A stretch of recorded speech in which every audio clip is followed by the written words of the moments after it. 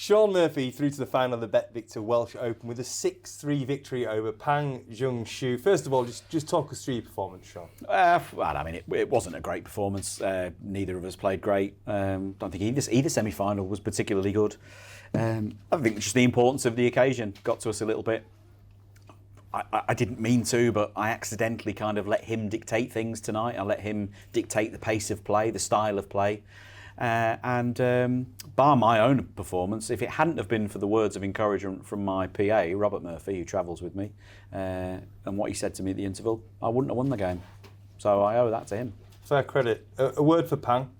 First ranking event semi-final. A young man, he played with no nerves, did he? He played with no nerves, and he played like a man who'd been there before and done it all before. He didn't play like an inexperienced player. He didn't play like that was his first semi-course. Riding the crest of the wave, just got to the quarters in Berlin last week, came straight here, obviously in great form. And I have to say, I was actually thinking this during the match. The first time I got to a semi-final, I ran into John Higgins, who swiftly dealt with me 6-0. So Pang's ahead of me. Absolutely. We've got to talk about that shot. Okay, now I want to know if you are going to claim that as a shot or as a fluke. You hit the jaws in the bottom corner, top corner, up to the bottom cushion to pot the ball into the middle. Was it purposeful? Was it a fluke? It was absolutely purposeful.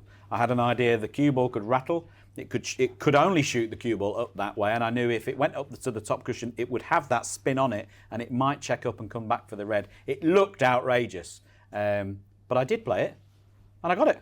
Fair play to you. Absolutely fair play to you. That gets you into your first ranking event final since the Crucible in 2021. That must feel so good. Yeah, it does. I mean, of course, it sort of reiterates the fact that I've been on a bit of a bleak run of late in the last couple of seasons. Haven't been great at all, but I'm pleased, over the moon, in fact, to be through to the final. I've been working very, very hard on my game. I must mention Robbie again because he supports with me, travels with me now for the last 18 months or so, and it's been difficult for us both. We spend a lot of time away from our families and kids and stuff, and that's not easy. But he's never give up, as haven't I. And I owe him a great deal of thanks. And you say a bleak run, but this has been coming, isn't it? Yeah, I haven't been taking any trophies home, but this has been coming all season for me. I've been playing well and I've been working really hard. The bits that nobody sees, the bits that no one sees when you're in the club, when you're grafting on your game, you're running your routines, you're watching your matches back to work out where it went wrong. When you're working on those weaknesses, no one sees that. Then you come to the next tournament and you lose again, you lose a match you shouldn't, and all of this happens. It's been a tough road, but thankfully, I feel as if it, may have turned the corner. Before I let you go, I've got to ask you the question.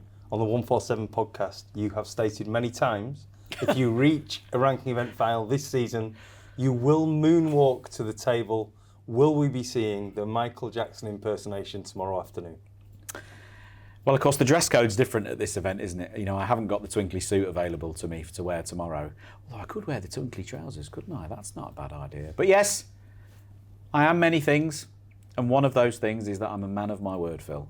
And I will be moonwalking, or trying to moonwalk, to my chair tomorrow. We can't wait to see it. Good luck tomorrow, Sean. Cheers, thank you.